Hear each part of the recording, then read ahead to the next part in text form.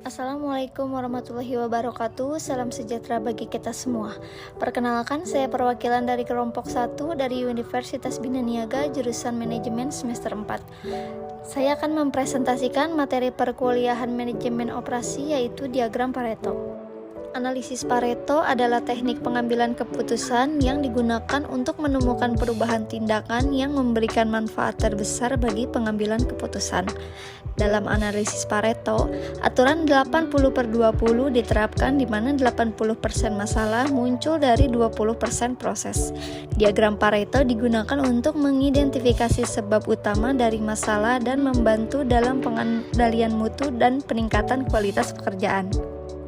Aturan 80/20 dapat diterapkan pada hampir semua hal. Yang pertama, 80% dari keluhan pelanggan timbul dari 20% produk atau jasa. Lalu 80% keterlambatan dalam jadwal timbul dari 20% dari kemungkinan penyebab penundaan, dan 20% dari produk atau jasa akun untuk 80% dari keuntungan Anda.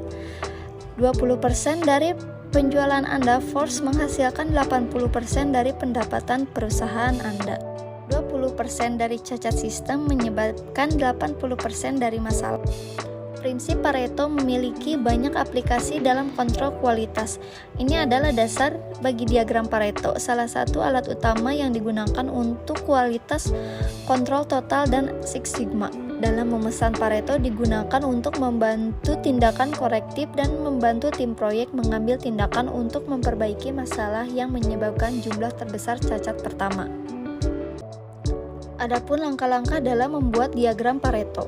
Yang pertama, buatlah daftar masalah yang sedang dihadapi atau pilihan-pilihan yang ada. Yang kedua, jika memiliki banyak alasan, kelompokkan sesuai besar kecilnya.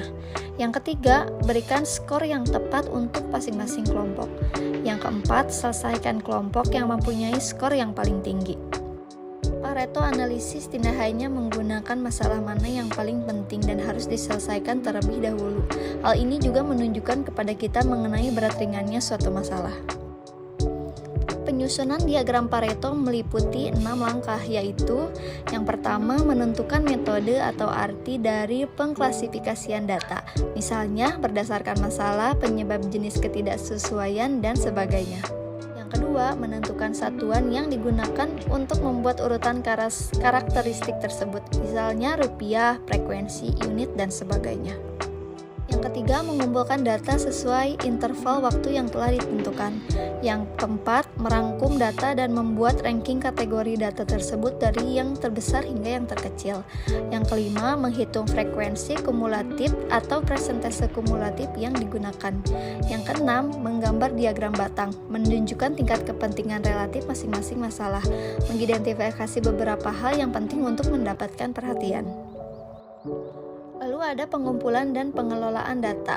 Contohnya studi kasus. Pada studi kasus ini, penurunan penjualan pada perusahaan mie instan PT XYZ disebabkan oleh 7 kriteria masalah dalam proses produk mie instan. Setelah dilakukan klasifikasi masalah menggunakan diagram Pareto, maka didapatkan hasil sebagai berikut. Langkah-langkah, masukkan nilai frekuensi akumulatif dari 0 sampai jumlah total masalah.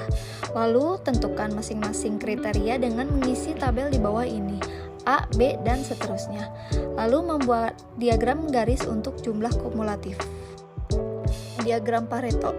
Contoh diagram Pareto seperti ini. Dari form Pareto diagram di atas dapat disimpulkan faktor dominan penjualan produksi menurun masalah mie hancur atau patah, sehingga berpotensi berkurangnya kuantiti mie saat dijual di pasaran.